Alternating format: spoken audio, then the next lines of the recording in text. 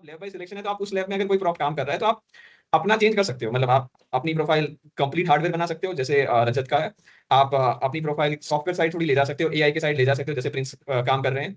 And बाकी आप hardware plus software वाली भी प्रोफाइल कर सकते हो, डिपेंड ऑन कि अगर एक और चीज पे बात कर लेते हैं जो अभी नया कोर्स शुरू हुआ है, एमटेक वीएलएसआई। सो अभी तक किसी ने, मतलब बिकॉज द फर्स्ट टाइम अभी ऑफर हो रहा है।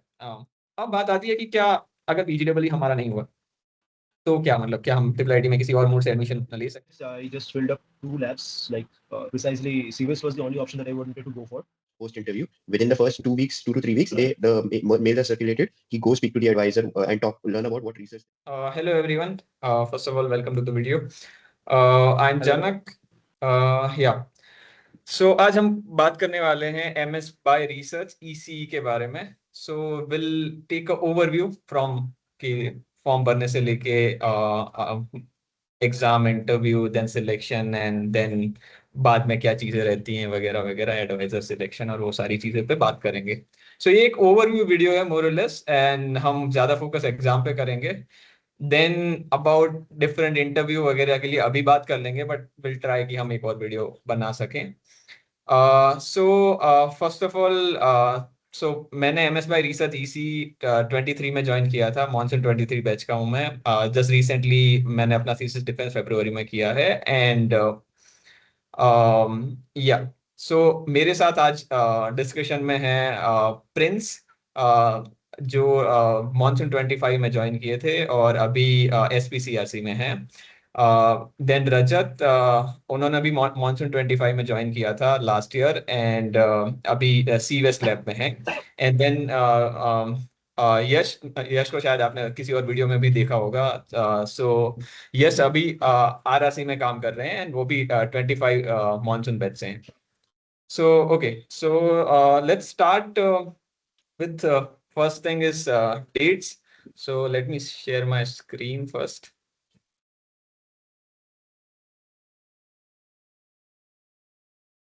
Yeah, is it visible? Just confirm. Yeah, it's visible. So सबसे पहले important dates के बारे में बात कर लेते हैं. तो अभी ऑलरेडी आपका एप्लीकेशन पोर्टल खुल चुका है. 20 फेब को 31st डेडलाइन है, 31st मार्च डेडलाइन है. हो सकता है एक्सटेंड हो, बट प्लीज 25 तक भर देना. स्पेसिफिकली आई वुड से अभी से शुरू कर देना. रेज्यूमे उसमें डालना रहता है और अपडेटेड रेज्यूमे डालना मैंडेटरी है, मतलब सही से करके डाल देना. So that's one thing I want to mention. Then आपका एग्जाम मई में होगा, तो अभी आपके पास टाइम है. मतलब पूरा आपके पास अप्रैल एंड अभी जो भी मार्च का टाइम है वो. सो देन उसके बाद आपको 15 दिन 20 दिन में रिजल्ट आ जाएगा एग्जाम का, और बता दिया जाएगा कि आपका इंटरव्यू होने वाला है या नहीं. और उसमें लैब सिलेक्शन का वो प्रोसेस आएगा, और उसके बाद आपके इंटरव्यूज होंगे. लैब वाइज इंटरव्यूज होते हैं, मतलब 2 या 3 इंटरव्यूज हो सकते हैं. देन आफ्टर आपका रिजल्ट आएगा, एंड देन वो मतलब उसमें भी फाइनल बता देंगे कि आपका सिलेक्शन हुआ या नहीं. So that's the process. ये है आपकी टाइमलाइन. अब टाइमलाइन के बाद सबसे पहले चलते हैं कि आपने फॉर्म वगैरह भर लिया, आपने रेज्यूमे वगैरह अपडेट कर लिया. सो उसके बाद जो मेन आपका रहता है एग्जाम का. सो आज जो हमारे साथ ये 3 लोग हैं, वो बात करेंगे कि डिटेल में कि उन्होंने एग्जाम की प्रिपरेशन कैसे करी थी, specifically MS bye research ECE के लिए क्या सिलेबस था. वो सारी डिटेल में हम डिस्कशन करेंगे one by one. So will start with Yash. So Yash, please बताइए कि कितना टाइम होता है एग्जाम में, देन कितने क्वेश्चंस आते हैं, प्रिपरेशन कैसे करी, and in general overview. Yeah, so the paper which I had जो 2025 में मैंने जो दिया था उसमें 180 minutes का total time में से first 90 minutes is spent on aptitude and the rest 90 minutes is spent on the technical side, wherein whatever subjects you have done in EC उसके बारे में you have to solve the questions. The first 90 minutes of aptitude for us, it was for all three of us, it came like 40 marks, wherein there were 40 questions, each carrying 1 mark for every correct answer and minus 1/4 for every wrong answer. And the same thing was for the second half, जो next 90 minutes है, उसमें 50 marks का technical section आया था, wherein again +1 for every correct answer and minus 1/4 for every wrong answer. When can you Okay. just turn off the screen sharing? It will be great then. Yeah, sure. Okay. Yeah, then okay, exam preparation आपने कैसे करी थी? Have you took like any कोई institute join किया था या gate की preparation Yeah, थी उससे? so I had already given GATE in 2025 prior to giving PGEE. तो उसके लिए for preparation मैंने physics वाला का कोर्स लिया था. So technical side, which is the GATE core syllabus, for EC I have done it from GATE वाला physics GATE वाला, जिसमें काफी हद तक the notes and even the technical formulas and everything came in handy. And for aptitude, it was that was already prepared via GATE. And even from YouTube पे there are multiple playlists where you can practice certain aptitude questions for GATE. So I just did regular aptitude practice from there. Okay, कोई test series वगैरह join करी थी या gate वाला की खुद की टेस्ट सीरीज वगैरह थी? हाँ, GATE वाला the package which I had taken, it had a test, उसमें test series पहले से था. तो that test series helped out in the practice as well as it had all the core basic formulas and subject preparation. Okay, is it like proper dedicated to triple IT Hyderabad, मतलब PGEE test series, or it's just a generic gate वाला? It's just a generic GATE. It's more specifically oriented towards GATE, but whatever comes in PGEE, all those topics and all those types of questions are covered up in that test series. So if you are able to perform well in those GATE wala test series, it does prove helpful while preparing for PGEE. Okay, also syllabus में कुछ changes हैं, like कुछ subjects exclude होते हैं from gate, तो वो just detail एक बार दे दो. Yeah, like we can, so I can share a screen meanwhile, you can continue, या मैं uh, दिखा दूंगा. yeah, so GATE EC का syllabus and PGEE EC syllabus is very similar. Like there's a lot of overlap और majority subjects match करते हैं. However, those two subjects in particular जो GATE में आते हैं वो PGEE में नहीं आते हैं. वो है electromagnetic field theory and computer architecture and organization. So those two subjects, excluding those two, the syllabus is definitely the same for GATE as well as PGEE. या सो एक और चीज यहाँ पे मैं मेंशन करना चाहूंगा कि बिकॉज इस साल एमटेक वीएलएसआई भी शुरू हुआ है, तो उसका भी सिलेबस सेम ही रहेगा. पीजीडब्ल्यू का एग्जाम सेम रहता है एमएस एंड एमटेक के लिए. फर्क ये है कि दोनों का कट ऑफ अलग निकलता है. एमएस में कोई मार्क्स दिए नहीं जाते हैं, जस्ट आपको बताया जाता है कि आप आगे इंटरव्यू के लिए सिलेक्ट हुए हो या नहीं. और एमटेक में प्रॉपर मार्किंग वगैरह सिस्टम रहता है, वहां आपको मार्क्स बताए जाते हैं, फिर उसके भी राउंड्स होते हैं, और आपका सिलेक्शन होता है फाइनल एमटेक के लिए. एमटेक के लिए सिर्फ एग्जाम है.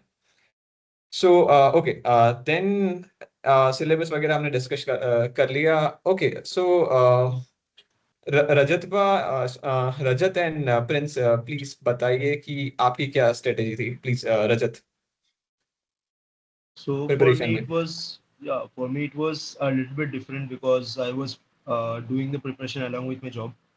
So it was PGW was kind of similar to what the preparation was for GATE, except that here the aptitude comes at a little bit higher level, we can say, apart from like what the aptitude comes into GATE. So aptitude can be considered a grade higher in PGW, but maths was really very easy. Like you can score like probably I remember there were 10 questions for coming from maths, and maths was really easy. Like you can score 10 out of 10 in those things. And for the technical side, it was mostly mixed. Like you will have everything digital, analog, and the level you can expect like similar to that of 1 or 2 marks questions of gates, and all were MCQs, probably having a negative marking. And for my preparation, I joined Gatewala, like I used their subscription.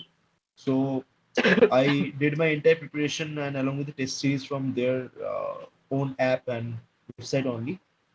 So coming to like I didn't prepare all the subjects, to be honest. I prepared analog, digital, EDC, signal and systems, and I didn't touch the communication part like communication, EMFT, this part. Apart from those, I did 4 subjects and maths really well, maths and aptitude.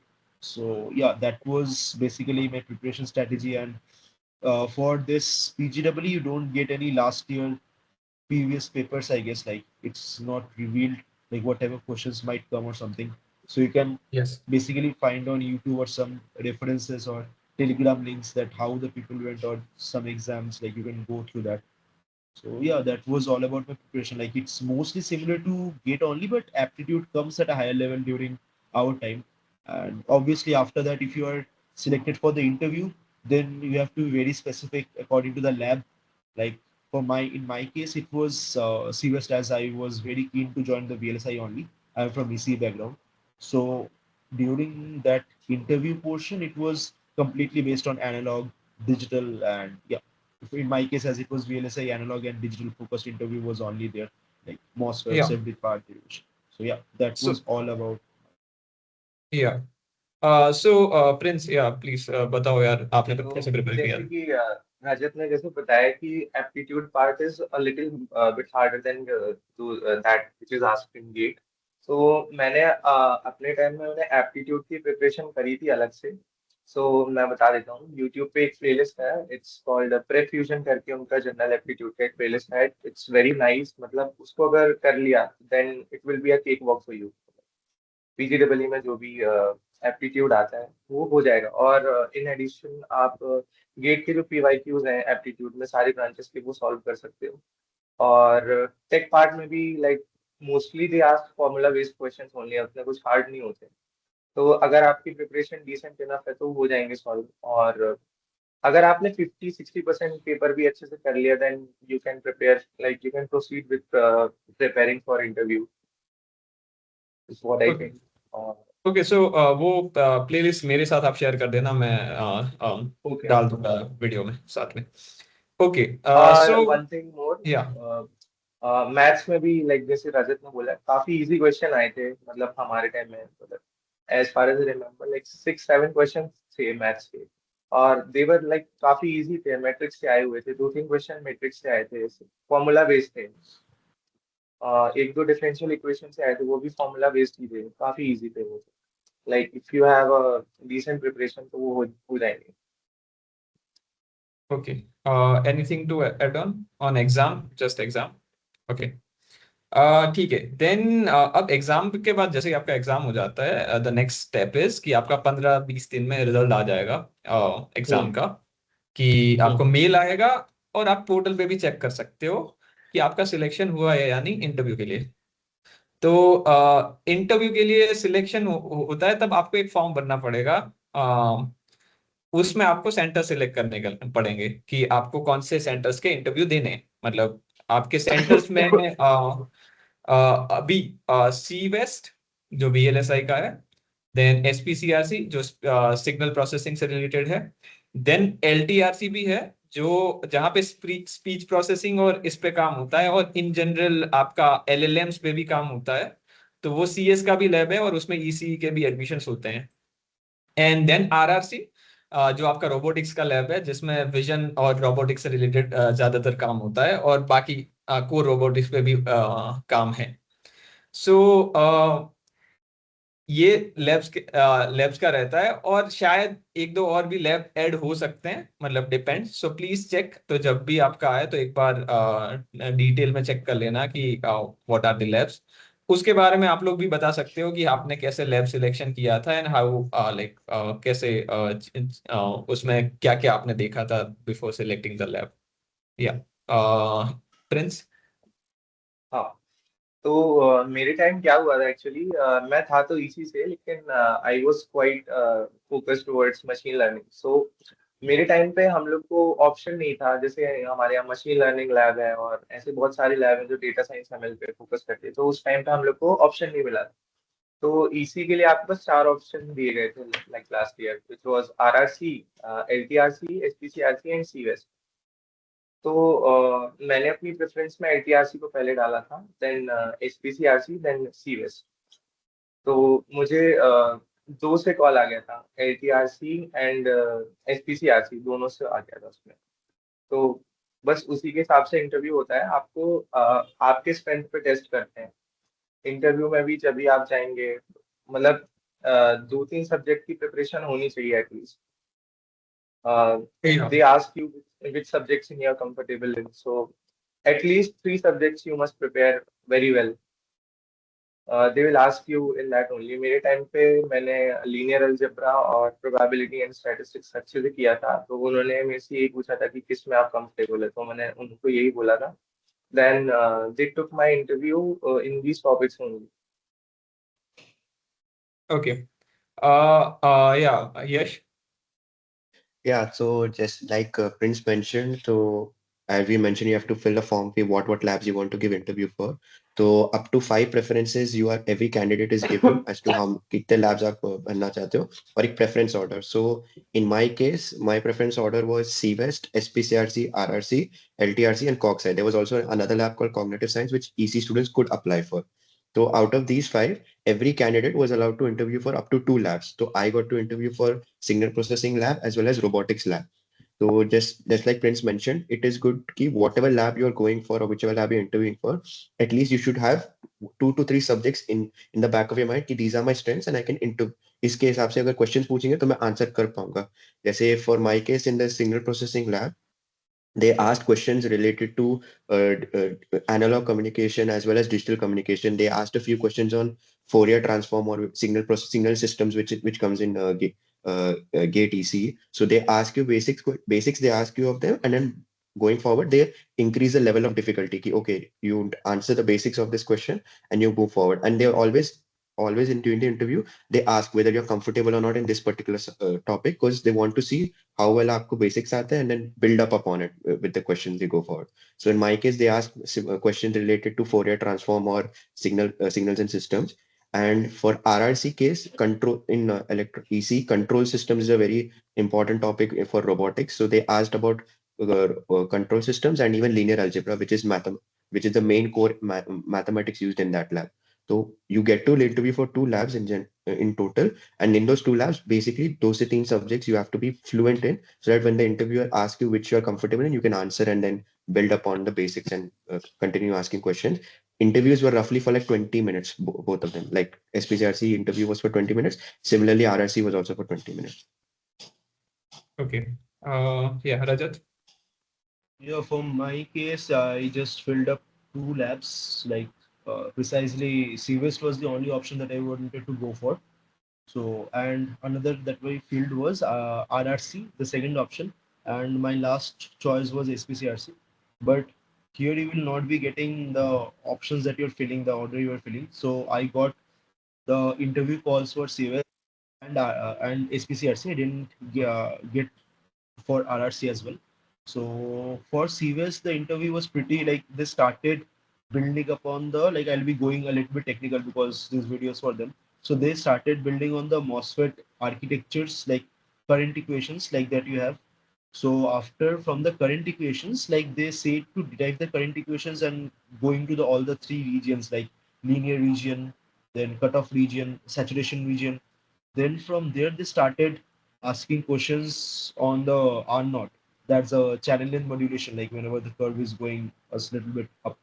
So from there, after that, they started building more on the like short channel effects. Like this is very important if you are coming for this VLSI interview at least short channel effects of a circuit. After that, from there, what they did, they kind of went into the RC circuits. Like you will be given an R and C, so you must be very familiar with the charging and the discharging curves. Like whenever we are putting an R and a C in the charge, like what is the how the charging behavior will be, how the discharging. Like basically, like it is related with the tau. Like you might be knowing that tau concept. So tau concept, and from there they went on to the digital.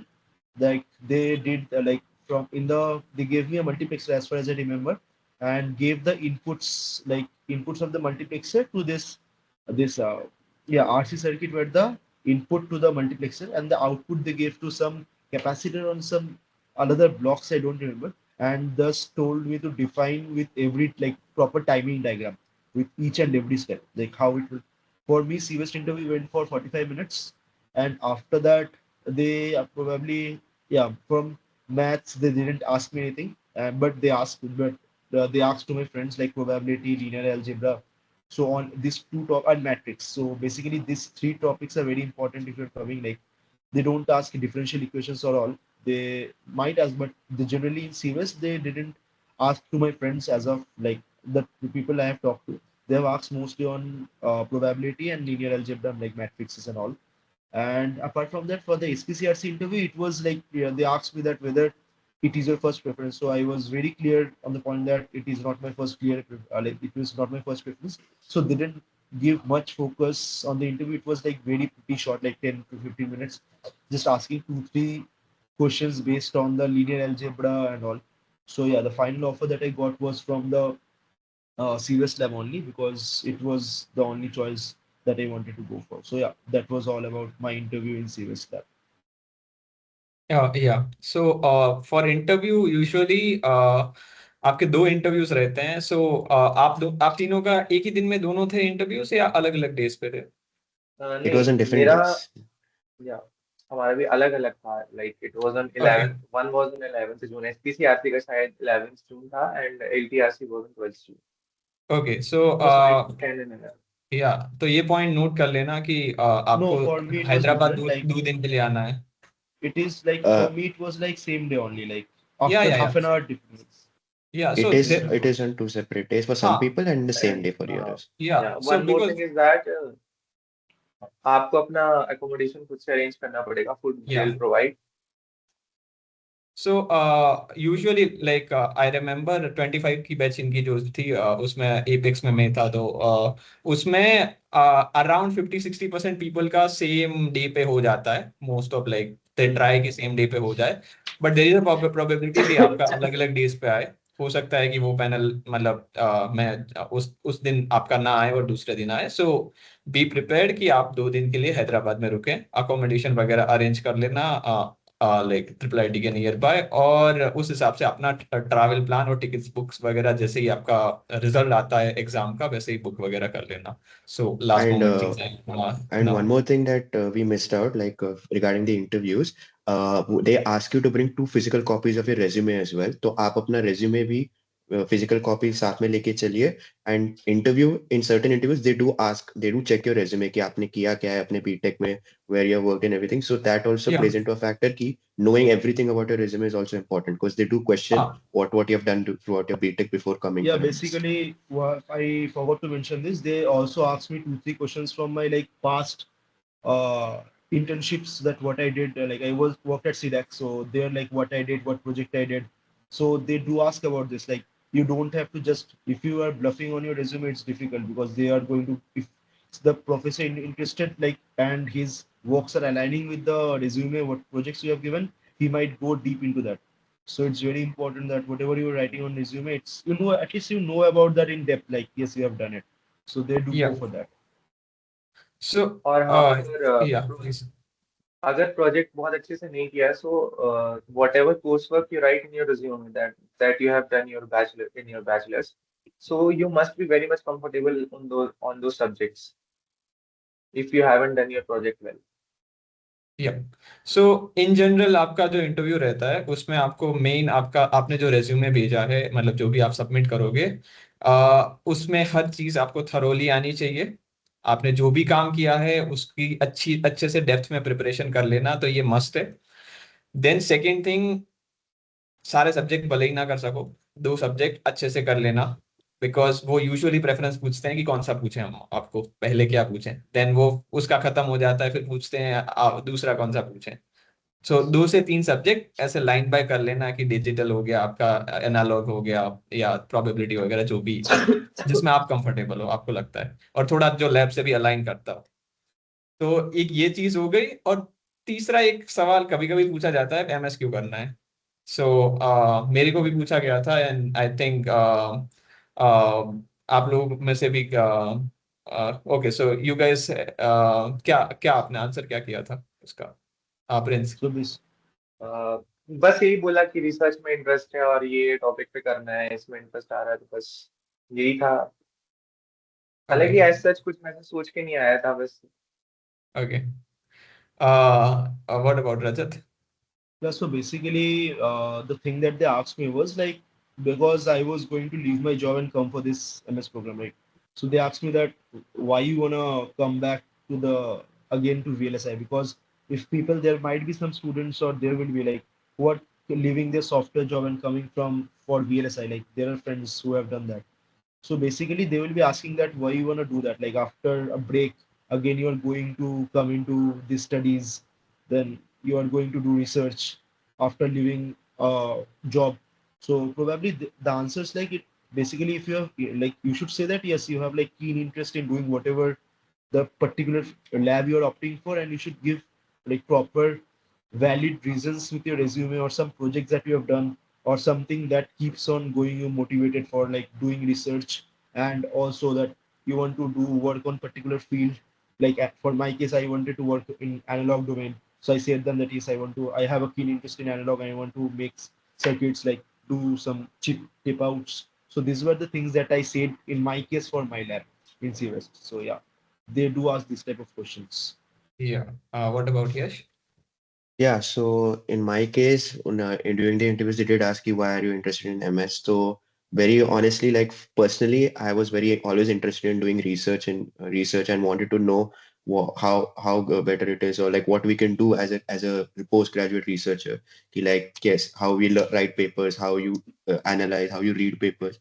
So for me, it was more of like personal preference. I wanted to do MS because I wanted to learn new things and research about them. So it kind of fit into the model that if I want to do research on a particular topic, dive into it, learn five different things because I have to learn that one thing, then that was my reason for why I chose MS, because I wanted to learn and learn how to do research in general. Like research itself is a skill, like how you can read papers, how to analyze them, how to come up with new solutions. So that was my main reason why I wanted to do MS in general. या so usually इस चीज का answer आप अपने पास से connect करके दे सकते हो if you have something related to what lab is doing, कि आपने ये काम किया था अपने बीटेक में, हमने आपने अगर कुछ रिसर्च वर्क किया तो उसको कनेक्ट कर सकते हो कि मैंने रिसर्च किया और मुझे मजा आया और मुझे इस टॉपिक पे आगे काम करना है। और दूसरा पीएचडी का भी रीजन दे सकते हो अगर आपके दिमाग में है कि आगे जाके पीएचडी करना है, तो दिस इज लाइक जो ये रिसर्च प्रोग्राम रहता है वो बहुत अच्छा एक ऑप्शन रहता है कि आगे जाके कि अब मैं मुझे आगे पीएचडी करना है तो अभी मैं यहाँ पे रिसर्च सीखना चाहता हूँ and then I can do PhD. तो ये भी एक रीजन रहता है। ठीक है, बाकी आप अपना काम अलग से खुद से बना सकते हो, जो भी आपकी सिचुएशन है उस हिसाब से। ज्यादा बड़ी बड़ी बातें करने से अच्छा है कि जो आपकी ग्राउंड रियलिटी है उसके बेसिस पे बनाओ। सो बिकॉज वो लोग फिर वो दिख जाता है कि फेक Who थोड़ा is सा। being genuine, who's not. हाँ, वो थोड़ा जेन्युइन होके रीजन दे सकते हो, इट्स ओके। लाइक मैंने अपने केस में तो बहुत बेसिक रीजन दिया था कि आई वेंट फॉर इंडस्ट्री, मैंने वहां पे फॉर्मवेयर में काम किया और मुझे लगा कि अभी भी मैं रेडी नहीं हूँ, मुझे और पढ़ना है। एंड देन आफ्टर मतलब और थोड़ा पढ़ने के बाद फिर मैं सोचूंगा इंडस्ट्री जाने का वापस। तो उतना रिसर्च का भी मैंने कोई रीजन दिया नहीं था कि ठीक है हाँ मैंने बीटेक में रिसर्च करी थी, मैंने पेपर वगैरह लिखा था जो अभी सबमिशन में ऐसा बोला था मैंने उस टाइम पे। तो उतना कुछ प्रिपेयर्ड मैं भी नहीं था इस सवाल के लिए, but you can prepare. Like ठीक है, अब क्योंकि बहुत लैब स्पेसिफिक चीजें जा रही हैं तो थोड़ा मैटर करता है। मेरे टाइम पे लैब स्पेसिफिक नहीं थी चीजें, जस्ट इन जनरल ईसी का एडमिशन होता है उस टाइम पे। ठीक है, तो ये था। हाँ या प्लीज कुछ बोल रहे थे क्या? Okay fine. सो ये था हमारा इंटरव्यू के बारे में। तो वही क्यों करना है, सब्जेक्ट कौन से आते हैं, मतलब कौन कौन सा सवाल वो पूछे, और रिज्यूमे हमें आपने क्या कर रखा है आज तक। ये तीन चीजें इंपॉर्टेंट है, अच्छे से कर लो हो जाएगा। Just be confident. वहां पे प्रोफेसर हेल्प भी करते हैं, आपको हिंट भी देंगे कि कोई क्वेश्चन नहीं आ रहा होगा तो हिंट देंगे कि चलो उस पे बेसिस पे बिल्ड करो। सो बी कॉन्फिडेंट। हो सकता है पहली बार में दिमाग में कुछ ना आए, बट वो हिंट दें और आ जाए तो जस्ट पुट योर एफर्ट्स। मतलब वो देखेंगे कि क्या बंदा एफर्ट डाल रहा है। तो that is also like one of the factor. तो बी प्रिपेयर्ड। थोड़े बहुत मॉक इंटरव्यू प्रैक्टिस भी कर सकते हो फ्रेंड्स के साथ, या अगर आप किसी इंस्टीट्यूट में हो तो उस हिसाब से आप कर सकते हो। सो या that's it about interview preparation. अब थोड़ा कोर्स वर्क और लैब डिस्कशन कर लेते हैं। मतलब यूजुअली क्या रहता है, तो 6 कोर्सेज रहते हैं और बाकी आपका रिसर्च का काम रहता है। अब क्या कोर्सेज रहते हैं वो ये लोग बताएंगे, मतलब लैब वाइज ये लोग यूजुअली कौन से कोर्स प्रेफर करते हैं। So let's start with Rajat, C west. Usually लोग कौन से कोर्स प्रेफर करते हैं, और रिसर्च का पहले साल में कैसा रहता है, और ओवरऑल फिर क्या रहता है। Yeah, so basically, when you're coming to the CVS lab, you will have to choose. The first thing is you have to choose the professor which under whom you want to work. Okay, so that Yeah. is very important that you be very just you go and mail the professors, you talk to them, and align with the research interest in which you want to work. Okay, so in my case, I had an interest, as I said before, like I had an interest in analog. So I went to Dr. Zia Abbas, and the works he was working on. So it kind of aligned with me and my liking. So I joined him, like I mailed him. He talked to me, and it is on the prof that whether they will be accepting you or not. It's you will have to go and approach the professor you like, but it's on the professor that he will be accepting you. So after the selection of the like you are being the prof selected me. So after that I was being given training as I like training in the basic analog like analog circuits. Like there will be three specific playlists that you will be given. So related to analogs, which will kind of make up the foundation for you. And coming to the courses, so basically every like in our case, we had two choices. One was CMOS references and another was DVD, that is digital VLSI design. So I took up both the courses. So CMOS references is a kind of heavy course, like because you will be coming to the first, you will be going depth into the CMOS level, like LDOs, VGRs, and current mirrors, current references in the first semester itself. So it's all about that course. And apart from the digital VLSI design is pretty doable. Like it's a good like if you are pretty clear with the basics, so you'll be having that digital VLSI design. And in the second semester, like I am now, so here we were having two choices basically. Like we had choices, but I took was one is CMOS oscillators. So it basically works on relaxation oscillators and multiple oscillators that have in VCOs. And another course that I took is AIC, that is analog IC design. So basically designing of an op-amp, 5T OTA, then going depth in the analysis of differential amplifiers and all. So yeah, these are pretty like till now, these are the courses I've taken. So I have like two more courses left. So here you can take one course as the independent study IS, where like you will be doing research and the research will be counted as your grade like a subject where you will be given marks. Like for example, I'm doing IS under my prof, so he will be kind of seeing what efforts or what things I've done in that semester and grading me on the basis of that. And another course probably that next sem I'll be taking is probably hardware for AI or SMAI, like depending on what the situations or circumstances at that point is or will be. So yeah, so that was pretty about the courses. Like it's mostly analog and digital based subjects that we'll be getting, like core subjects for CWest lab. So yeah. सो यहाँ पे एक और चीज मैं add on करना चाहूंगा. सो आप आते हो तो MS बाय रीसर्च EC, मतलब बट इनसाइड EC, मतलब एक बार अंदर आने के बाद now you can choose any courses. जो 6 कोर्सेज रहते हैं वो सारे इलेक्टिव होते हैं. मतलब there is a certain criteria कि आपको एक लेवल के ऊपर के कोर्सेज लेने होते हैं. मतलब एक कोर्स कोड रहता है जिसमें 400 या वो, मतलब अच्छे कोर्सेज होने चाहिए, हार्डर थोड़ा एडवांस कोर्सेज ही लेने होते हैं. तो वो 6 कोर्सेज में कोई कुछ भी ले सकते हो आप. लाइक मेरे केस में मैंने शुरू में एक EC का कोर्स लिया था, उसके बाद मैंने सारे CS के कोर्सेज लिए और मेरा रिसर्च भी CS में ही था. अभी भी on paper MS bye research EC ही हूँ, बट स्टिल मेरा पूरा काम कंप्यूटर विजन में है. तो ये चीज भी हो सकती है. अब पहले जैसे लैब वाइज नहीं था, अब लैब वाइज सिलेक्शन है. तो आप उस लैब में अगर कोई प्रॉप काम कर रहा है तो आप अपना चेंज कर सकते हो. मतलब आप अपनी प्रोफाइल कंप्लीट हार्डवेयर बना सकते हो जैसे रजत का है. आप अपनी प्रोफाइल सॉफ्टवेयर साइड थोड़ी ले जा सकते हो, AI के साइड ले जा सकते हो जैसे प्रिंस काम कर रहे हैं.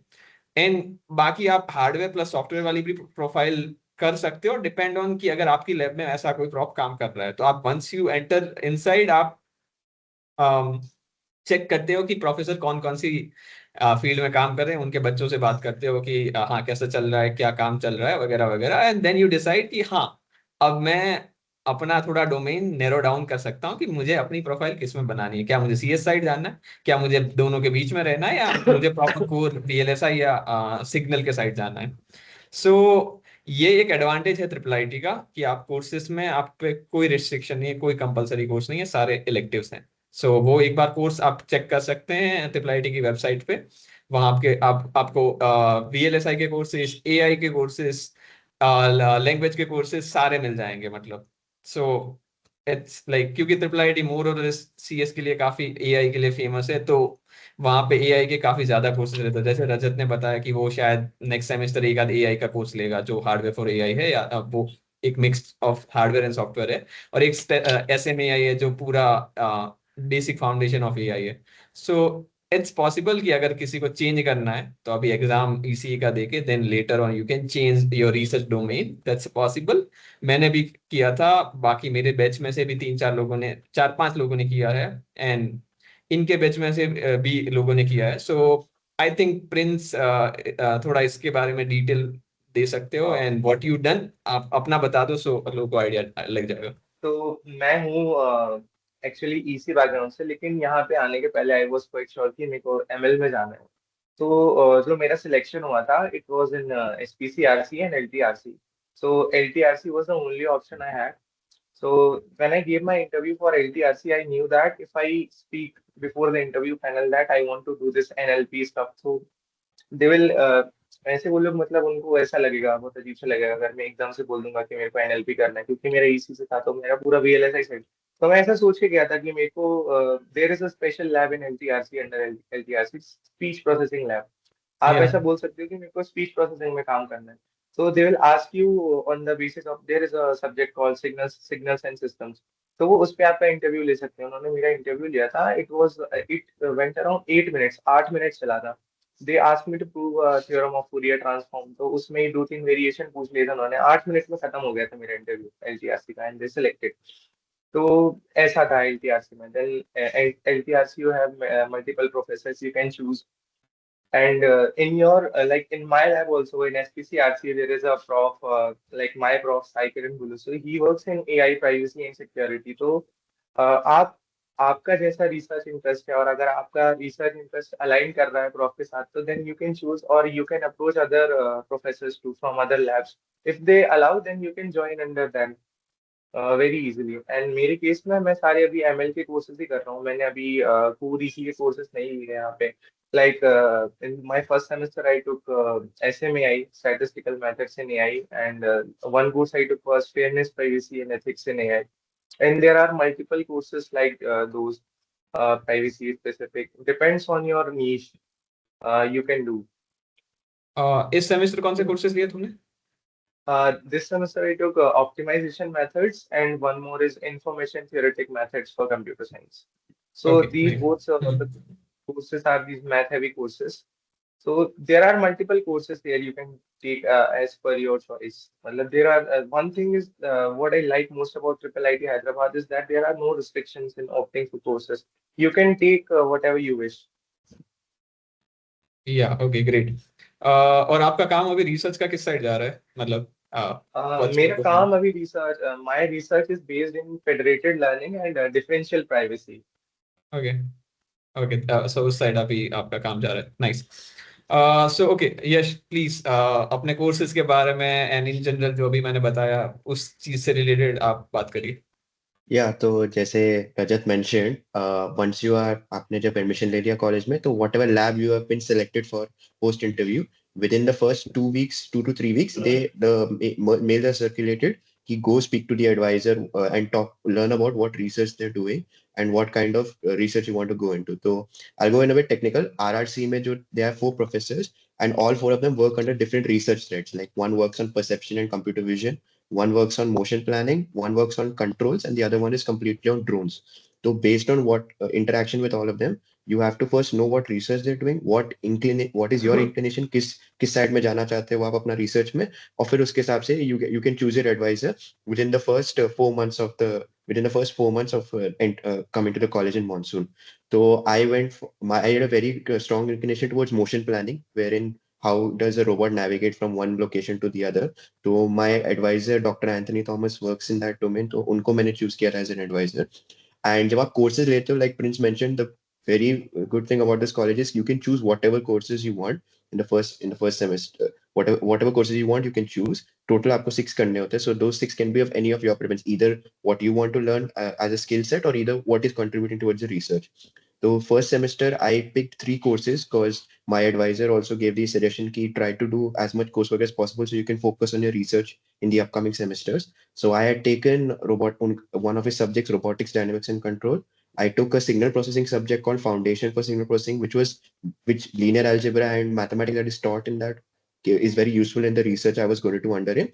And I took another course called Hardware for AI. So I finished 3 courses in the first semester, and all 3 of them while two of them had some relation for in terms of what research I was doing, the third one was more of a skill set or trying to learn something which I never could. Because one of the things which Prince mentioned about these courses, while they you can choose all the different courses, ये courses का speciality है कि the professor designs the courses accordingly for each semester. Like it's not like there's a fixed curriculum, there's a fixed this, there's a fixed that. The professor can orient the course according to how he wants the students to learn from it.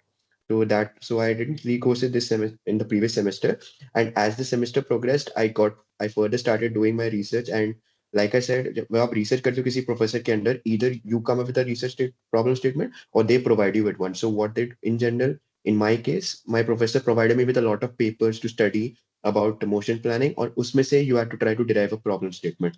So that is in that case, I had to come up with a problem statement of my own from what the professor was providing, and then from there, I've started doing my research and progressing forward by reading more papers, trying to implement it on software and and so forth.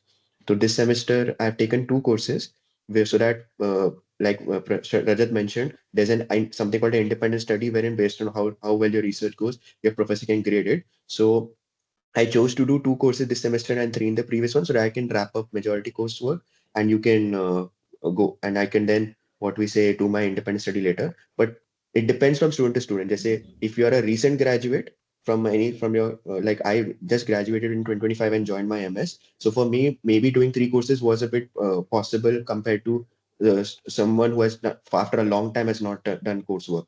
So they give you the choice. Either you do two, which is 2 courses per semester, or you can do three, or depending on how you want to complete your coursework. But within the 2 year framework, आपको खत्म करना पड़ता है अपने 6 courses को. So that is या बाद में भी कर सकते हैं वैसे इन केस but कोई that is ऐसा in है कि general जिसने preference. रिसर्च शुरू करी एंड देन बाद में कोर्स वर्क करना है, दैट इज आल्सो पॉसिबल. सो आपका ये रहता है कि यूजुअली लोग क्या करते हैं, 90% ऑफ पीपल की शुरू के 2 सेमेस्टर या 3 सेमेस्टर में कोर्स वर्क सारा खत्म कर लेते हैं. पैरेलली रिसर्च भी शुरू सेकंड सेमेस्टर से सबका रिसर्च शुरू हो ही जाता है. लाइक पेपर पढ़ना शुरू कर देते हैं एंड देन आप वो फिगर आउट कर लेते हैं कि प्रॉब्लम स्टेटमेंट क्या है, अब क्या करना है आगे. फिर तो रिसर्च में तो वही है कि जब आपका जैसे जैसे काम होता रहता है and once you got the results और आप पेपर वगैरह डालते हो मरीज जर्नल या कॉन्फ्रेंस में, एंड तो वही प्रोसेस है. सो मेन वही है कि एडवाइजर चूज हो गए, आप चूज कर लिया आपने, फिर उसके बाद वहां रहता है कि आप कितने पेपर के बाद ग्रेजुएट करेंगे या वो सब एडवाइजर पे रहता है. तो ये आप मान के आइए कि आपके 3 साल तो लगने वाले हैं. मेरे बैच में से ऑलमोस्ट कोई नहीं हुआ है 2 साल में. अभी जितने के थीसिस डिफेंस में नाम आ रहे हैं, आई थिंक अभी मैंने रिसेंटली थीसिस डिफेंस किया अपना 2.5 साल के बाद. उससे पहले आई थिंक 2-3 लोगों ने किया होगा हार्डली मेरे बैच में से, बाकी सबका अभी बाकी है वन बाय वन. अभी 3 साल के एंड में कुछ लोग कंप्लीट करेंगे, कुछ लोग डायरेक्ट जॉब ज्वाइन कर लेंगे और बाद में थीसिस वगैरह का कंप्लीट करेंगे. तो इट्स लाइक 2.5-3 साल आपका रिसर्च में जाएगा.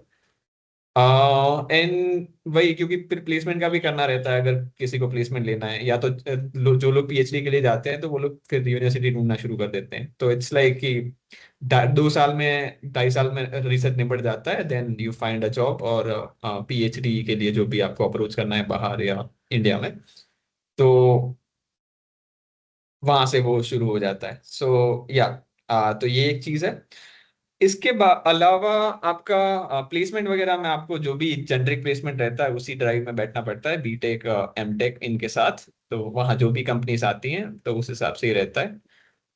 ऑफ कैंपस ट्राई करते हैं लोग अगर उनकी लैब से सीधा कनेक्शन हैं तो, वगैरह वगैरह. तो मोस्टली जो लोग ट्राई करते हैं हो जाता है.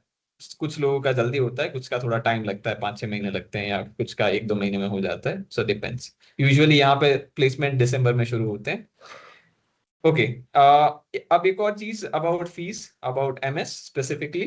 तो आपकी फीस रहती है 30,000 पर सेमेस्टर. आपका ट्यूशन फी रहता है और 60,000 के आसपास आपका हॉस्टल और मेस मिला के होता है. 60-65,000 के आसपास. वो थोड़ा बहुत वेरी करता रहता है डिपेंड ऑन उस सेमेस्टर में कितने मंथ्स हैं. तो आपको 90,000-95,000 मान के चलना है पर सेमेस्टर. आप जब शुरू में आओगे तब आपको 1,10,000 आपको चाहिए इस जून जुलाई में 26 में जब एडमिशन ले रहे हो, तो उसमें 1 लाख के आसपास आपकी मतलब 90-95 के आसपास आपकी फीस होगी। बाकी सब वो डिपॉजिट जो भी हॉस्टल का और कॉलेज की जो एडमिशन फीस 10,000 रहती है वो सब मिला के 1-10 के आसपास आपको रफली पड़ेगा।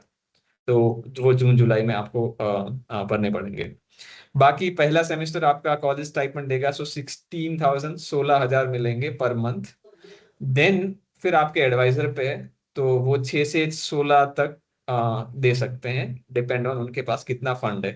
तो यहाँ जो लोग हैं इनमें से कुछ लोगों को इनको उसी रेंज में मिल रहा होगा, 6 से लेके 16 तक। तो वो जब आप ज्वाइन करते हैं तब आपको आपका एडवाइजर बता देता है कि कितना वो दे पाएंगे। Yes yes.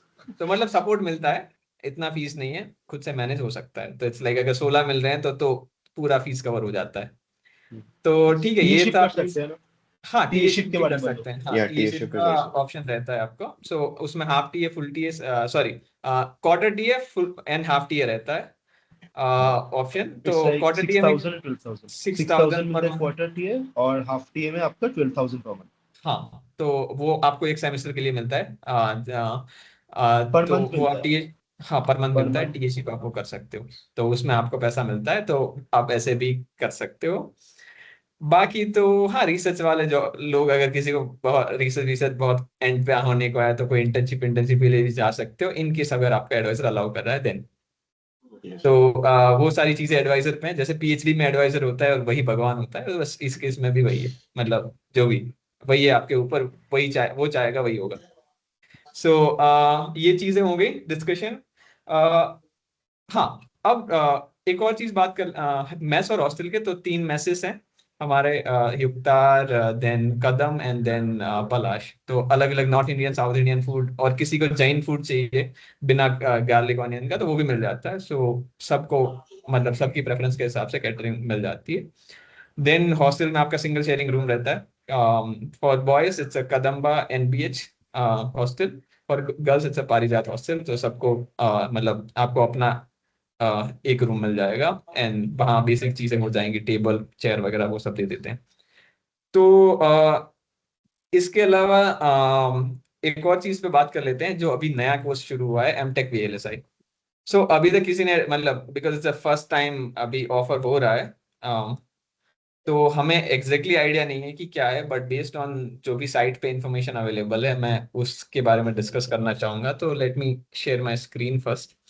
सो जो ये कोर्स है, ये ऐसा है कि आपका 2 साल में हो जाएगा। द मेन थिंग इज, जो एमएस का फिक्स ड्यूरेशन नहीं रहता इसमें, 2 साल में इट्स अ फिक्स ड्यूरेशन।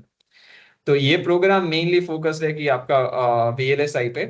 तो इसका जो कोर्स वर्क है, इसमें इन्होंने कोर्सेज लिख नहीं रखे हैं, बट मोस्टली वो एमएस के जो कोर्सेज रहते हैं जो ईसी में, मोस्टली वो सारे रहेंगे। तो आपका जो कोर्स वर्क है उसमें पहले सेमेस्टर में सारे कोर्सेज हैं, 4 कोर्सेज आपको करने हैं। और यहाँ का कोर्स वर्क बहुत हैवी है। मतलब यहाँ का एक कोर्स हम मेरी पुरानी कॉलेज के 3-4 कोर्सेज के बराबर मैं मानता हूँ। सो इट्स लाइक मैं अगर 2 कोर्सेज भी 3 कोर्स कर रहे होते हैं ना जब एमएस वाले, तब लिटरली हालत खराब हो जाती है। सो इट्स लाइक कि 4 कोर्सेज हैं, बट वो बहुत काफी हैवी होते हैं। तो एमटेक का पहला सेमेस्टर काफी हैवी रहता है। देन आपका सेमेस्टर 2 जो है, उसमें भी सेम है, आपका एरिया इलेक्टिव है, और इंडिपेंडेंट स्टडी भी आप ले सकते हो। इंडिपेंडेंट स्टडी मतलब प्रोजेक्ट कर सकते हो किसी प्रोफेसर के अंडर। और जो आपका सेमेस्टर 3 है, इसमें उसमें ओपन इलेक्टिव है, एरिया इलेक्टिव है, और बाकी प्रोजेक्ट है। तो it's a project heavy program. जो एमएस सॉरी एमटेक सीएसई थोड़ा अलग है, उसमें सारा कोर्स वर्क रहता है मोस्टली, उसमें प्रोजेक्ट का ऑप्शन नहीं देता है। उसमें इंडिपेंडेंट स्टडी का एक आध ऑप्शन मिलता है, बट बाकी सारे कोर्सेज रहते हैं। सो आई वुड से कि ये मोरलेस आपका प्रोजेक्ट ओरिएंटेड प्रोग्राम रहेगा। तो प्रोजेक्ट पे ज्यादा फोकस इसमें डाला गया है। बाकी चीजें कोर्स और प्लस प्रोजेक्ट मिला के आपका मोस्टली ये वीएलएसआई का प्रोग्राम रहेगा। बाकी डिटेल्स हमें उतनी पता नहीं है, बट विल ट्राई कि अगर हमें कुछ और डिटेल्स मिलती हैं तो हम किसी और वीडियो में या अलग से वीडियो उसका बनाएं या मेंशन करें। बाकी तो हाँ वही, the same thing what EC guys are doing, MTech में वही होने वाला है मोस्टली। ओके, अब बात आती है कि क्या अगर पीजीडब्ल्यू हमारा नहीं हुआ, तो क्या मतलब क्या हम ट्रिपल आईटी में किसी और मोड से एडमिशन ले सकते हैं? देन हाँ ले सकते हैं। उसके लिए आपका एक SMSR करके प्रोग्राम रहता है, इसमें नहीं लिखा है but it's industry sponsor program. वो आप चेकआउट कर सकते हैं, उसके एडमिशन वगैरह का क्या प्रोसेस रहता है एक बार आप चेक कर लेना। और अगर कमेंट्स आएंगे तो मैं उसका अलग से वीडियो बना दूंगा कि कैसे अप्लाई करना है वगैरह वगैरह। उसमें जो फैकल्टी हैं वो रमेश लोकनाथन सर हैं जो उस प्रोग्राम के हेड हैं, तो आई थिंक उनके लिंक्डइन पोस्ट पे या कहीं भी आपको ज्यादा इन्फॉर्मेशन मिल जाएगी। फिर एक और मोड ऑफ एडमिशन रहता है, वो होता है स्टैंडिंग कमेटी। सो होता क्या है कि आप किसी प्रोफेसर के under directly as a intern apply करते हो, या तो आरएशिप के लिए अप्लाई करते हो अगर उनके पास जगह है तो अपने प्रोजेक्ट में। फिर आप 6 महीने या 12 महीने, डिपेंड्स अगेन, 6 महीने आपने उस प्रोफेसर के अंडर काम किया, एंड देन अगर आपका प्रोफ और आप दोनों अग्री हो कि आपको आगे एमएस करना है, तो वो आपके प्रॉफ आपको रिकमेंड करेंगे स्टैंडिंग मतलब एडमिशन कमेटी को कि ठीक है ये बच्चा है, इसने मेरे मेरे अंडर इतना काम किया है, and based on this I am recommending him for admission. तो अगर वो रिव्यू होता है और वहां से आपको डायरेक्टली एडमिशन मिल सकता है। तो यहाँ पे मैंने देखा हुआ है कि अराउंड 40 to 50% जनता जो होती है सारी स्टैंडिंग कमेटी वाली होती है, बाकी लोग पीसीडब्ल्यू वाले होते हैं। मोस्टली सीएस में मैंने ज्यादा देखा है, ईसी में भी 30-40% लोगों को देखा है जिन्होंने पहले एज आरएस ज्वाइन किया, फिर 6 महीने बाद एमएस शुरू कर लिया। तो उसमें भी कोई नुकसान नहीं है क्योंकि आपका पहले रिसर्च हो जा रहा है, थोड़ा आप प्रॉब्लम स्टेटमेंट वगैरह डिफाइन कर ले रहे हो, तो आप 2 साल में एमएस खत्म कर सकते हो। तो इट्स लाइक एक 6 महीना 1 साल आपने इंटर्नशिप करी प्लस 2 साल में एमएस खत्म किया। तो that is also a good way. काम आपको एक ही करना है, आपको प्रोफेसर को ईमेल्स वगैरह लिखने हैं जिनके काम में आपको इंटरेस्ट है। अगर आप उनके पास जगह होगी देन दे विल डेफिनेटली आपको कांटेक्ट करेंगे। तो उसमें इंटरव्यू वगैरह उनका होगा और then they can select you. तो उसका कोई ऑफिशियल प्रोसेस नहीं है ऑन इंस्टीट्यूट लेवल, वो इंडिविजुअल प्रोफेसर्स पे रहता है। सो प्लीज वहां भी अप्लाई कर सकते हो। या इसमें कुछ एड ऑन करना है स्टैंडिंग कमेटी में आपकी तरफ, तीनों की तरफ से, इफ यू सीन एनीथिंग जो मैंने मेंशन ना किया हो। ओके। देन एक और रहता है पीजीएसएसपी। तो आप कोर्सेज ले सकते हो, जैसे आप अगर कोई हैदराबाद में वर्किंग प्रोफेशनल हो और आपको चेक करना है कि ट्रिपल आईटी में कैसे कोर्सेज चल रहे हैं, एंड देन लेटर ऑन आपका एमएस का प्लान है, देन पीजीएसएसपी में आप कोर्स ले सकते हो। You can do that course work during that time. आप इंस्टीट्यूट में होते हो, आपके पास स्टूडेंट स्टेटस होता है, तो यू कैन मीट प्रोफेसर और आप फिर आगे एमएस के लिए सोच सकते हो वहां से। तो वो भी एक जरिया है कि यूजुअली लोग जब एज ए इंटर्न या आर आते हैं तो एज अ पीजीएसएसपी एडमिशन लेके एक कोर्स कर लेते हैं, एंड साथ साथ में रिसर्च करते रहते हैं। Then they apply for a full time masters, because PGSSP के कोर्स में अगर आप 8 out of 10 लाते हो कोर्स में, देन वहां पे वेटेज अच्छा बढ़ जाता है कि आपके एडमिशन होने के चांसेस बढ़ जाते हैं। So that is also one of the option. या तो आई थिंक हमने ऑलमोस्ट सारी चीजें कवर कर ली हैं। एमएस एमटेक आपको समझ आ गया होगा। MTech is like fix time वाला प्रोग्राम, 2 साल में हो जाएगा। एमएस 2.5 से 3 साल लगेंगे। It's a research program. Main advantage आगे पीएचडी में आपको बहुत अच्छी अपॉर्चुनिटीज मिल सकती हैं, बिकॉज यहाँ का रिसर्च काफी अच्छा है, अच्छे पेपर्स आएंगे, तो यू कैन गो लाइक काफी अच्छे इंस्टीट्यूट्स में पीएचडी के लिए। और इंडस्ट्री में भी काफी सारे ऑप्शंस खुल जाते हैं, बिकॉज आपने रिसर्च कर रखा होता है। रिसर्च एक्चुअल में प्रोजेक्ट ही होता है, तो आप आपका रेज्यूमे काफी इंप्रूव हो जाता है। सो इट्स या दैट्स ऑल आई थिंक। हमने ऑलमोस्ट सारी चीजें कवर कर ली। तो अब अगर आपको कुछ भी डाउट्स हैं तो आप कमेंट्स में डाल सकते हैं वीडियो के। अगर कोई पर्टिकुलर चीज़ें बार बार आ रही होंगी तो विल मेक अ वीडियो, या तो आप इन तीनों को लिंक्डइन वगैरह पे अप्रोच कर सकते हो इन दिस। आपको कुछ और डाउट्स हैं अदर देन दिस वीडियो में जो भी मेंशन किया है, तो वो लोग आपको वहां से हेल्प कर देंगे। बाकी ठीक है, बाय बाय, मिलते हैं। ट्रिपल आईटी आ जाओ तो इनसे डायरेक्टली मिल लेना। बाकी कोर्स सिलेक्शन और एडवाइजर के लिए तो ये हेल्प कर ही देंगे वहां से ही। चलो, thank you guys, Rajat Prince, yes, join करने के लिए, इंफॉर्मेशन देने के लिए, और बढ़िया, चलो, एंड सबको ऑल द बेस्ट एग्जाम के लिए। और बाकी अगर इंटरव्यू के लिए हो जाए तो यू कैन अप्रोच, इनको भी अप्रोच कर सकते हो, मेरे को भी लिंक्डइन पे अप्रोच कर सकते हो। Yup, okay, bye bye. Bye bye, Bye. All bye the best. Bye.